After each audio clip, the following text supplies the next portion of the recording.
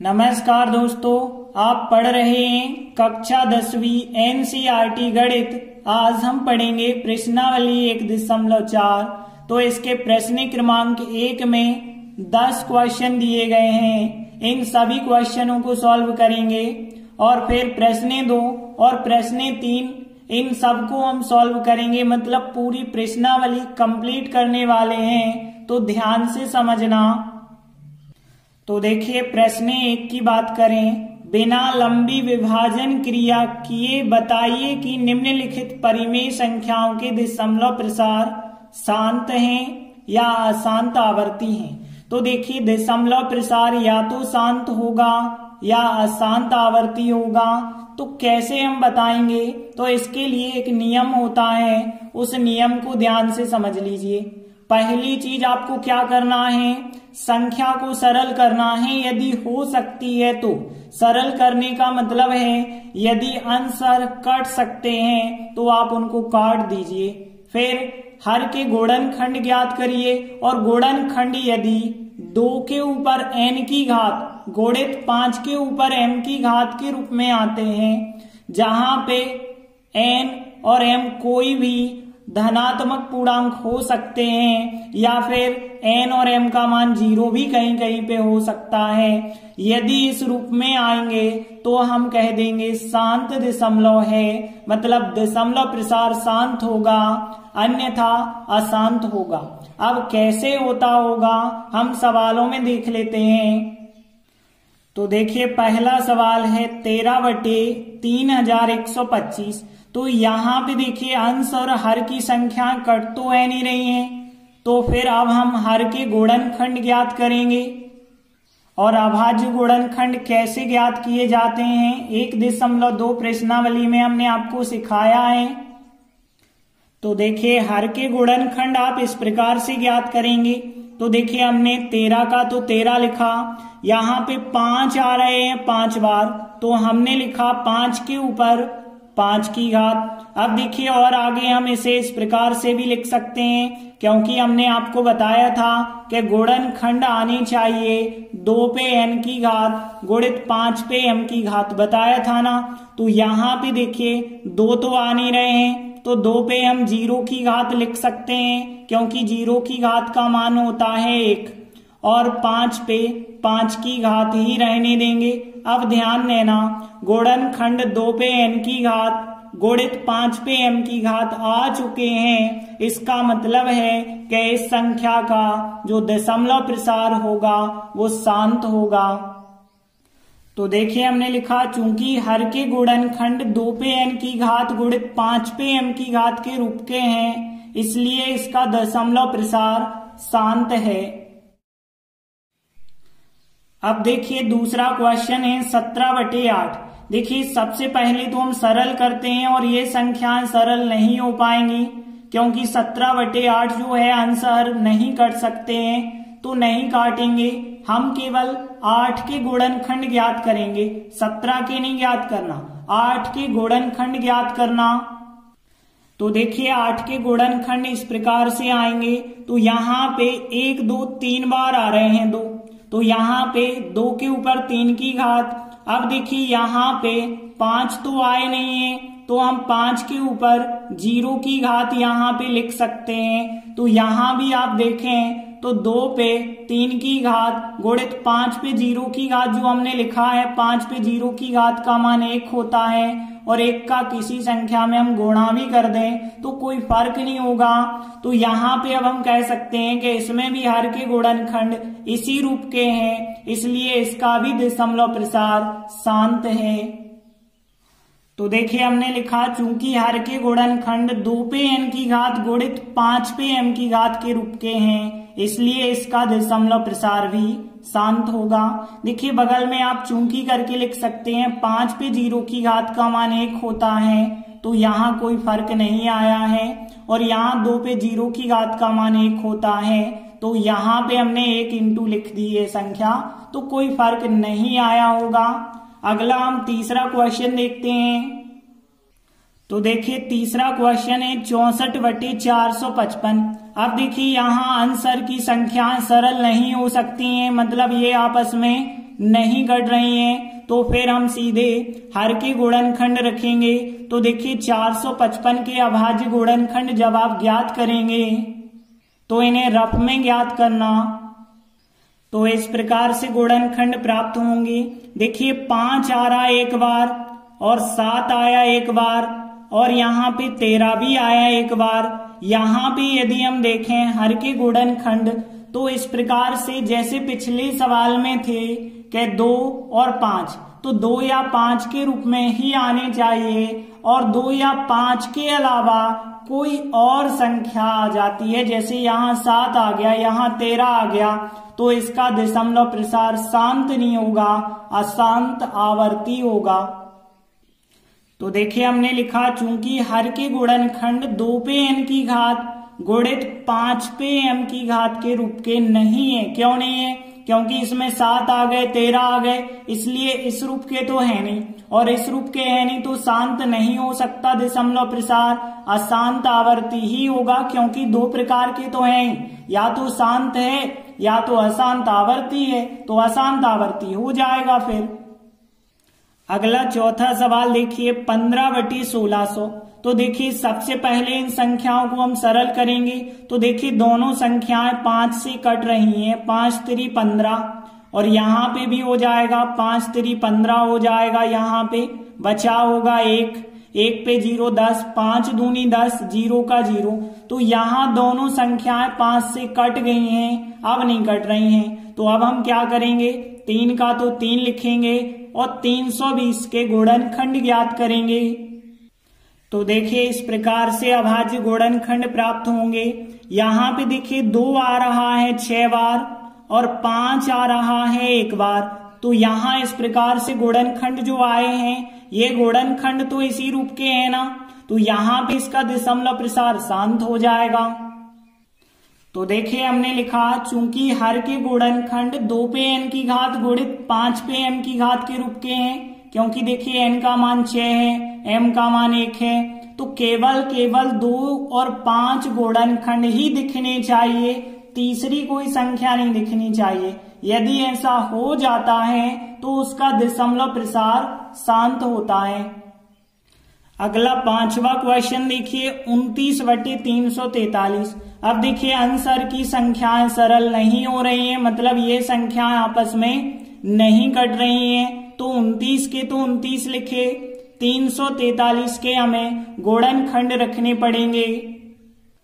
तो देखिए इस प्रकार से अभाज्य गुणनखंड आएंगे। देखिए यहाँ 7 आया है 3 बार। अब देखिए यहाँ तो ना तो 2 आया ना ही 5 आ रहे गुणनखंड, तो यहाँ पे जब 2 या 5 नहीं आ रहे हैं गुणनखंड तो हम क्या लिखेंगे, यहाँ हर के गुणनखंड इस रूप के नहीं है और जब नहीं है तो दशमलव प्रसार अशांत आवर्ती होगा।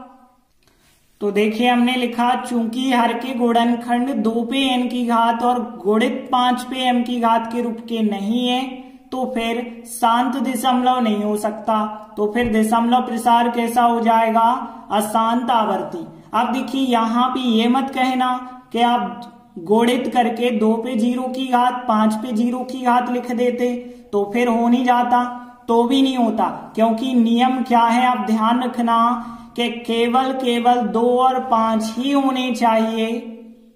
ऐसा जरूर हो सकता है कि यदि आपके पास केवल 2 हो तो आप 5 पे 0 करके लिख सकते हैं, 5 अकेला हो तो आप 2 पे 0 करके लिख सकते हैं, और यदि आपके पास ना तो 2 हो ना ही 5 हो, मतलब कोई तीसरी संख्या हो, तो उसका दशमलव प्रसार शांत नहीं होगा, फिर अशांत आवर्ती होगा।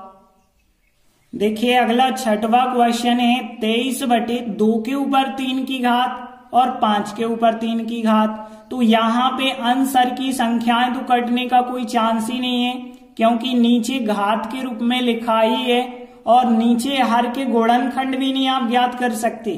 क्यों नहीं ज्ञात कर सकते, क्योंकि गुणनखंड लिखे हुए हैं पहले से, बस केवल हमने यहाँ गुणा का चिन्ह लगा के बताया। अब देखिए यहाँ पे 2 के ऊपर n की घात गुणित 5 के ऊपर m की घात के रूप में गुणनखंड हर के हैं, तो कोई समस्या ही नहीं है, फिर इसका दशमलव प्रसार शांत होगा। तो देखिए हमने लिखा चूंकि हर के गुणनखंड 2 पे n की घात गुणित 5 पे m की घात के रूप के हैं, n का मान 3 हो जाएगा, m का मान 2 हो जाएगा, और जब इस रूप के हैं तो दशमलव प्रसार कैसा होगा, फिर शांत होगा।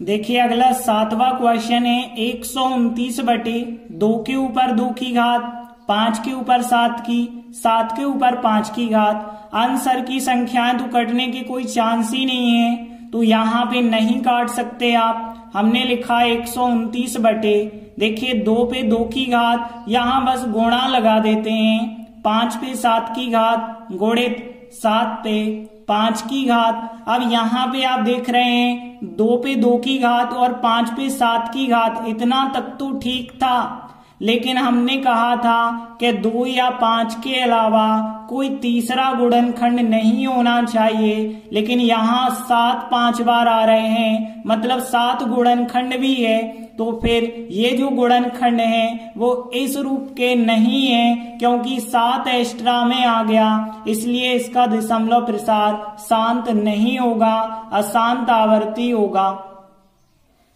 तो देखिए हमने लिखा चूंकि हर के गुणनखंड 2 पे n की घात गुणित 5 पे m की घात के रूप के नहीं है। क्यों नहीं है, इतने बस होते तो हम कह देते हैं, लेकिन यहाँ 7 एक्स्ट्रा आ गया, इसका मतलब इस रूप के नहीं है, और जब इस रूप के नहीं है तो दशमलव प्रसार अशांत आवर्ती होगा। देखिए अगला सवाल है 6/15। यहाँ भी यदि हम देखें तो सबसे पहले हम अंश और हर को काटते हैं, तो यहाँ तो संख्याएं कट जाएंगी, 3 से कट जाएगा, 3 दूनी 6, 3 5 15, तो गुणनखंड जो है अब हमें केवल 5 के ज्ञात करने पड़ेंगे। तो 2 तो हमने लिखा, 5 के गुणनखंड यदि आप रफ में निकालेंगे तो 5 में तो सीधा 5 का भाग जाएगा, 5 एकम 5, तो देखिए केवल 5 आया एक बार, बाकी कोई संख्या नहीं आ रही। तो हमने आपको बताया था कि यदि 2 अकेला आ जाए तो 5 पे 0 की घात लिख लेना साथ में, और 5 अकेला आ जाए तो 2 पे 0 की घात लिख देना। तो यहाँ पे हम क्या कर रहे हैं कि 2 के ऊपर 0 की घात लिख दे रहे हैं साथ में, और 5 के ऊपर तो 1 की घात लिखी ही है, तो कोई प्रॉब्लम नहीं है। अब देखिए ऐसा हमने क्यों किया, ताकि गुणनखंड 2 पे n की घात मतलब 2 पे 0 की घात, 5 पे m की घात मतलब 5 पे 1 की घात के रूप के हो चुके हैं, इसलिए इसका दशमलव प्रसार शांत होगा। तो देखिए हमने लिखा चूंकि हर के गुणनखंड 2 पे n की घात मतलब 2 पे 0 की घात, 5 पे m की घात मतलब 5 पे 1 की घात, n का मान 0 m का मान 1 के रूप के आ चुके हैं, इसका मतलब है कि इसका दशमलव प्रसार शांत है, अशांत आवर्ती नहीं हो सकता है। देखिए अगला सवाल है 35/50। तो यहाँ पे देखिए आंसर की संख्याएं कट रही हैं 5 से आप काट देना, 5 7 35, 5 धाम 50, तो यहाँ संख्याएं काट दी गई हैं 5 से। अब 7 तो वैसे लिखना, हर के गुणनखंड आपको रखना है, 10 के आप गुणनखंड निकालेंगे, 2 का भाग 5 बार, फिर 5 का भाग देंगे 1 आ जाएगा। तो देखिए यहाँ 2 आया एक बार और 5 भी आया एक बार, तो यहाँ के जो गुणनखंड आए वो तो इसी रूप के फिर आ गए। तो यहाँ 2 पे n की घात गुणित 5 पे m की घात के रूप के हैं, तो इसका दशमलव प्रसार शांत हो जाएगा। तो देखिए हमने लिखा चूंकि हर के गुणनखंड 2 पे n की घात मतलब 2 पे 1 की घात, n का मान 1 हो गया, 5 पे m की घात मतलब 5 पे 1 की घात, m का मान 1 हो गया, तो इस रूप के आ रहे हैं, इसलिए दशमलव प्रसार शांत है। अगला क्वेश्चन है 77/210। तो यहाँ पे देखिए अंश और हर की संख्याएं कट रही हैं 7 से, तो यहाँ 7 11 77 हो गया, और यहाँ 7 3 21 हो गया, 0 का 0। अब देखिए यहाँ पे हम 11 के तो 11 लिखेंगे, हर के गुणनखंड ज्ञात करेंगे। तो देखिए जब आप 30 के गुणनखंड ज्ञात करेंगे तो इस प्रकार से हमें 30 के गुणनखंड प्राप्त होंगे। 2 आया एक बार, और यहाँ पे 3 आया एक बार, और 5 आया एक बार। तो यहाँ पे जो गुणनखंड मिले हैं, देखिए यदि 3 नहीं मिलता तो बिल्कुल इस रूप के होते। और हमने आपको नियम बताया था कि 2 या 5 के अलावा यदि कोई तीसरा अंक मिल जाता है तो गुणनखंड इस रूप के नहीं माने जाते हैं, फिर उसका दशमलव प्रसार अशांत आवर्ती होता है। तो देखिए हमने लिखा, चूंकि हर के गुणनखंड 2 पे n की घात गुणित 5 पे m की घात के रूप के नहीं है। क्यों नहीं है? क्योंकि 2 या 5 तो ठीक है, यहाँ तीसरा गुणनखंड दिखा है जो 3, इस वजह से इस रूप के नहीं है। और जब इस रूप के नहीं है तो दशमलव प्रसार अशांत आवर्ती होगा। इस प्रकार से प्रश्न 1 के सभी सवाल कंप्लीट हुए। आगे बढ़ते हैं। इसके बाद प्रश्न 2 की बात करते हैं। ऊपर दिए गए प्रश्न में, मतलब प्रश्न 1 की बात हो रही है, उन परिमेय संख्याओं के दशमलव प्रसार लिखना है जो शांत हैं। अब देखिए यहाँ पे 10 सवाल दिए गए थे। 10 सवाल में से जब हमने हल किया तो देखा किसी का दशमलव प्रसार शांत है और किसी का अशांत आवर्ती है। तो कहा गया है कि जिन जिन परिमेय संख्याओं का दशमलव प्रसार शांत हुआ है उनका दशमलव प्रसार कितना होगा हमें ज्ञात करना है। जैसे देखिए पहला जो सवाल था, इसका दशमलव प्रसार क्या है? शांत है। तो दशमलव में इसका मान कितना होगा हमें ज्ञात करना पड़ेगा। तो कैसे ज्ञात करेंगे? तो ध्यान देना, संख्या क्या थी? 13/3125। तो देखिए हमने संख्या वही की वही लिखी। 13 में जो 3125 है, इसके हमने गुणनखंड जो निकाले थे वही रखे। तो यहाँ 5 पे 5 की घात मतलब 5 बार आया था। अब इसके बाद ध्यान देना, आपको क्या करना है, जितनी बार 5 है उतनी बार 2 आपको नीचे बनाना है। तो देखिए नीचे यदि हम देखें तो 5 बार था, इसका मतलब है कि 2 भी यहाँ 5 बार होना चाहिए। तो देखिए यहाँ पे हम कैसे 2 5 बार होना चाहिए, तो 2 पे 5 की घात का गुणा हर में करते हैं और अंश में भी कर देते हैं। तो कोई फर्क नहीं होगा कि उसी संख्या का गुणा हमने नीचे किया और उसी का गुणा ऊपर कर दिया, तो कोई अंतर भी नहीं होगा। अब आगे जब आप सॉल्व करेंगे तो यहाँ 13 की 13 लिखे, 2 के ऊपर 5 की घात मतलब 2 गुणित 2 गुणित 2 आप करेंगे 5 बार, तो यहाँ पे कितना आएगा? 32 आएगा। 2 दूनी 4 दूनी 8 दूनी 16 दूनी 32। यहाँ पे देखें तो 2 पंचे 10 हो जाएगा और 10 के ऊपर यहाँ पे 5 की घात आप लिख सकते हैं। अब देखिए आगे यदि आप 13 का गुणा 32 से कर देंगे तो 416 आएगा और बटे है 10 पे 5 की घात। और देखिए 10 पे 5 की घात है मतलब आप 5 अंक बाद दशमलव लगाएंगे तो पीछे से अंक गिने जाते हैं। तो देखिए संख्या है 416, 1 2 3 और यहाँ चौथा अंक, फिर 5वां अंक। तो यहाँ पे दशमलव लगेगा क्योंकि 5 अंक बाद 1 2 3 4 5, आगे कुछ अंक नहीं है तो आप 0 लिख सकते हैं। इस प्रकार से इस संख्या का दशमलव शांत था और शांत दशमलव में कितना होगा? 0.0000416 इसका आंसर होगा।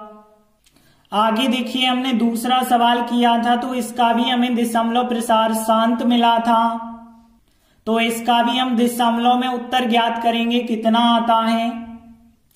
तो देखिए संख्या है 17/8। अब हमने क्या किया था कि 17/8 के गुणनखंड हमने रखे थे, तो 8 के गुणनखंड क्या आए थे? 2 आया था 3 बार। अब आपको ध्यान देना, अब क्या करना है हमें कि जितनी बार यहाँ पे 2 है नीचे उतनी बार हमें 5 और लिख लेना है। जब 2 है 3 बार तो 5 भी 3 बार होना चाहिए। तो अब हमने क्या किया, देखिए ऊपर तो 17 है, नीचे 5 पे 3 की घात यहाँ लाए हैं, तो ऊपर भी आपको 5 पे 3 की घात का गुणा करना होगा, क्योंकि किसी संख्या का जब हम ऊपर नीचे गुणा कर देते हैं तो कोई फर्क नहीं होता है उस संख्या में। अब देखिए आगे हम लिखेंगे तो 17 गुणित 5 पे 3 की घात मतलब 5 गुणित 5 गुणित 5 पचम 25 पंचे 125 और नीचे देखें 2 पंचे 10 हो जाएगा और इस पे फिर 3 की घात लगी थी तो आप 3 की घात लगा सकते हैं। 17 का गुणा यदि आप 125 से करेंगे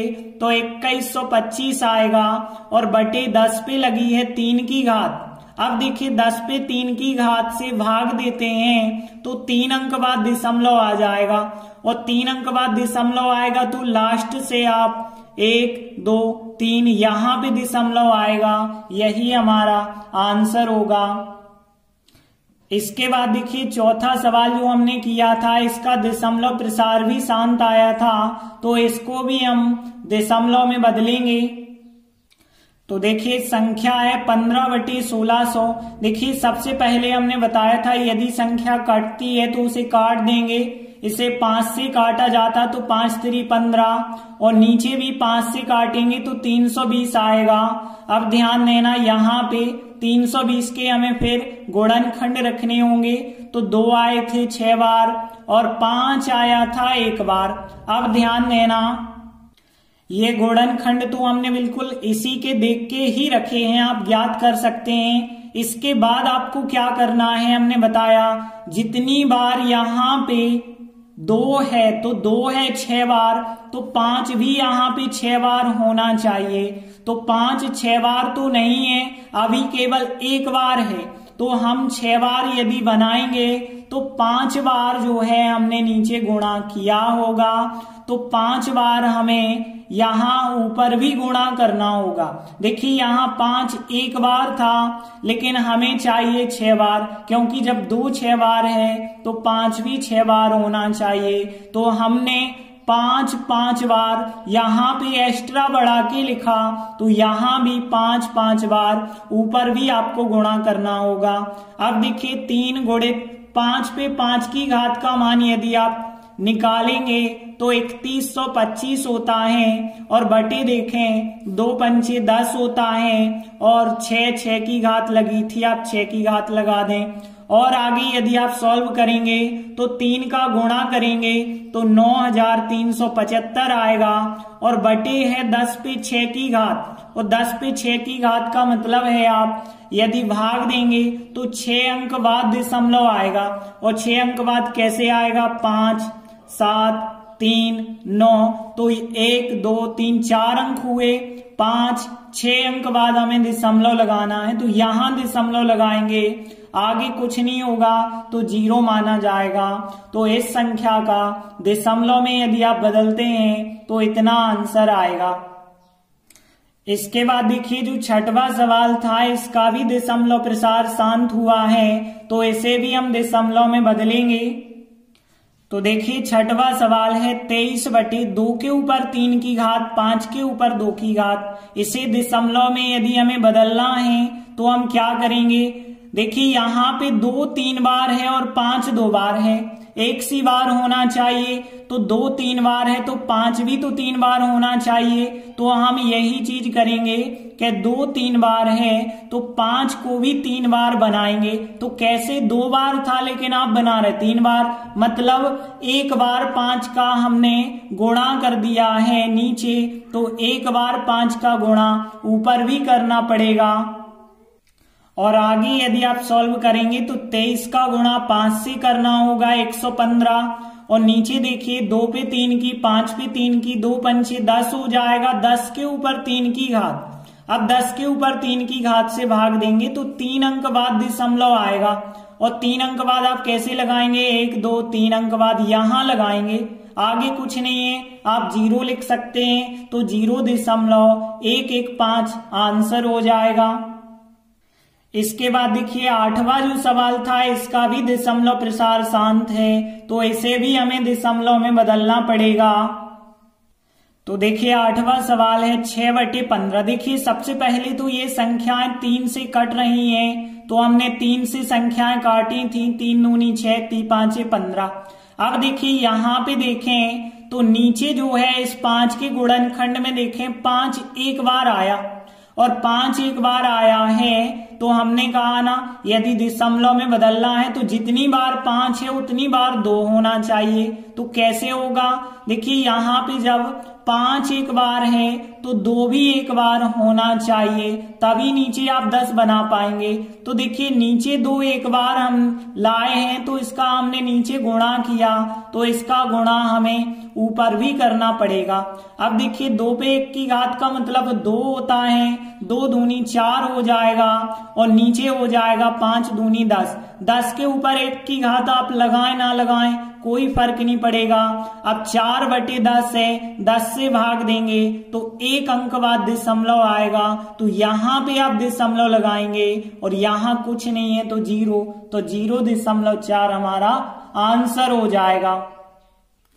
इसके बाद देखिए 9वां सवाल जो हमने देखा था, इसका दशमलव प्रसार भी शांत था, तो इसे भी हम जो है दशमलव में ज्ञात करेंगे कितना होगा मान। तो देखिए 9वां सवाल है 35/50। देखिए दोनों संख्याएं सबसे पहले तो कट रही हैं, यहाँ पे 5 से 5 7 35 हो जाएगा, 5 दाम 50 हो जाएगा। अब देखिए यहाँ पे 7/10 हमें प्राप्त हो गया और बटे में यदि 10 आ गया है तो हमें गुणनखंड में बदलने की जरूरत नहीं है। क्यों नहीं है, क्योंकि आखिर में हम 10 तो बनाते ही हैं, यदि आप गुणनखंड में बदल भी देंगे तो कोई अंतर नहीं आएगा। कैसे नहीं आएगा, क्योंकि देखिए 2 पे 1 की घात 5 पे 1 की घात गुणनखंड आएंगे, मतलब यहाँ पे 7/10 ही तो बनेगा आखिर। तो ऐसे बदलें आप गुणनखंड में या ना बदलें कोई फर्क नहीं होगा। और 7/10 मतलब 10 का भाग 7 में देना है, तो 1 अंक बाद आपको दशमलव लगाना पड़ेगा, तो यहाँ भी दशमलव आएगा और यहाँ कुछ नहीं है तो 0, तो 0.7 हमारा आंसर हो जाएगा। तो इस प्रकार से हमने देखे कि जो 6 ऐसी संख्याएं थी जिनका दशमलव प्रसार शांत था, तो लेकिन हमने जब दशमलव में ज्ञात किया तो उसे हम इस प्रकार से ज्ञात करेंगे। तो इस प्रकार से प्रश्न 2 कंप्लीट हुआ। इसके बाद देखते हैं प्रश्न 3। कुछ वास्तविक संख्याओं के दशमलव प्रसार नीचे दिए गए हैं। देखिए यहाँ भी 1 2 3 सवाल हैं, तो हमें दशमलव प्रसार दिए गए हैं। अब हमें तीनों ही सवालों में ये बताना है क्या ये परिमेय संख्याएं बना सकते हैं, और फिर आपको ये भी बताना है कि यदि वो परिमेय संख्या बना सकते हैं, P/Q बना सकते हैं, तो फिर Q मतलब हर के अभाज्य गुणनखंड क्या होंगे। तो ध्यान से समझना ऐसे सवालों को हम कैसे करेंगे। सबसे पहले आपको दशमलव प्रसार के बारे में पता होना चाहिए। तो दशमलव प्रसार 3 प्रकार से होता है। एक तो होता है शांत दशमलव, एक होता है अशांत आवर्ती दशमलव, एक होता है अशांत अनावर्ती दशमलव। अब देखिए शांत दशमलव क्या कहलाता है, जो एक निश्चित संख्या तक जाता है दशमलव, वो शांत दशमलव। अशांत आवर्ती, अशांत मतलब जो अनंत तक जाए, और आवर्ती का मतलब जे आवर्ती का चिन्ह लगा है, आवर्ती मतलब जो रिपीट होके जाता है वो आवर्ती कहलाती है। तो यहाँ पे देखिए 43 दशमलव बाकी संख्या पे आवर्ती लगी है, मतलब ये संख्या रिपीट होके जा रही है। और अशांत देखिए यहाँ पे दूसरा सवाल डैश डैश डैश है, अशांत तो है लेकिन अनावर्ती है, मतलब ये संख्या रिपीट होके नहीं जा रही है। क्यों नहीं रिपीट हो गई, क्योंकि यहाँ पे देखिए 12 के बाद 1 0 और 12 के बाद 2 0, फिर 12 के बाद 3 0, 12 के बाद 4 0, तो यहाँ पे एक क्रम में रिपीट नहीं हो रही। या तो 1 1 0 होता या तो सभी जगह 2 2 0 होते, तो हम कह सकते कि वो अशांत आवर्ती है। तो 3 प्रकार के दशमलव होते हैं, ध्यान रखना।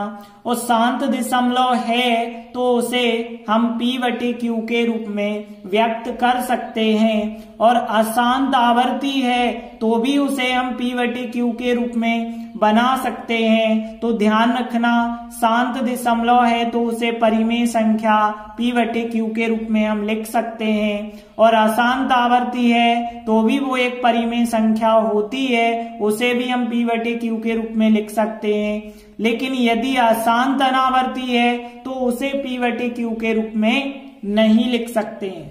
और यदि शांत दशमलव है तो Q के जो अभाज्य गुणनखंड होंगे वो निश्चित है कि 2 और 5 में होंगे। लेकिन अशांत आवर्ती की बात करें तो Q के गुणनखंड जो होंगे 2 या 5 में से एक कोई संख्या होगी। इसके अतिरिक्त एक और संख्या गुणनखंड हो सकती है। लेकिन अशांत की बात करें तो इसे तो P बटे Q के रूप में लिखा ही नहीं जा सकता, तो फिर Q के गुणनखंड होंगे ही नहीं।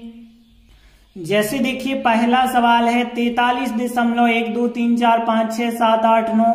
देखिए इसे तो हम वैसे परिमेय संख्या के रूप में बदल सकते हैं। तो कैसे बदलेंगे आप, तो यहाँ देखिए दशमलव का 1 लिखा और यहाँ पे देखिए 1 2 3 4 5 6 7 8 9, तो यहाँ 9 अंक हैं दशमलव के बाद। 1 2 3 4 5 6 7 8 9 अंक हैं। तो यहाँ पे आपको 0 9 बार लिखना पड़ेगा, और या फिर हम सीधा 10 पे 9 की घात लिख देते हैं, क्योंकि यहाँ पे 9 अंक बाद है दशमलव, तो 10 पे 9 की घात। अब देखिए 10 पे 9 की घात के गुणनखंड यदि आप रखेंगे तो 10 के गुणनखंड होते हैं 2 पंचे 10, तो 2 गुणित 5, बाकी 9 9 की घात आप लिख सकते हैं। तो यहाँ हुआ ना यही कि गुणनखंड 2 और 5 आते हैं। तो ध्यान रखना, शांत दशमलव जब भी आपको दिया जाए तो वो एक परिमेय संख्या होती है और गुणनखंड 2 और 5 होते हैं। तो यही बात हम लिखेंगे कि इसका दशमलव प्रसार शांत है, इसलिए यह एक परिमेय संख्या है। और जब परिमेय संख्या है तो इसे P बटे Q के रूप में हम लिख सकते हैं, और फिर Q के अभाज्य गुणनखंड जो होंगे वो 2 और 5 होंगे। अब देखिए सेकंड जो सवाल है, हमने आपको बताया था कि ये क्या है, अशांत अनावर्ती दशमलव है, क्योंकि यहाँ पे 0 एक बार आया, 2 बार 3 बार 4 बार, तो यहाँ एक ही बार यदि आता, या 2 2 बार आता, या 3 3 बार आता, या 4 4 बार आता तब तो ठीक था, लेकिन यहाँ ठीक नहीं है। तो अशांत अनावर्ती दशमलव है। अशांत अनावर्ती दशमलव परिमेय संख्या नहीं होती, इसे P बटे Q के रूप में हम नहीं लिख सकते, और Q के गुणनखंड होते ही नहीं है। तो यहाँ पे इसका दशमलव प्रसार अशांत अनावर्ती है, इसलिए इसे P बटे Q के रूप में नहीं लिखा जा सकता।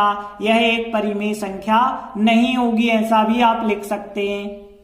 तो देखिए हमने यही बात लिखी है कि इसका दशमलव प्रसार अशांत अनावर्ती है, और यहाँ पे इसे हम P बटे Q के रूप में बिल्कुल नहीं लिख सकते, क्योंकि यह अपरिमेय संख्या है, मतलब परिमेय नहीं है। तो Q के गुणनखंड तो यहाँ हम निकाल ही नहीं सकते।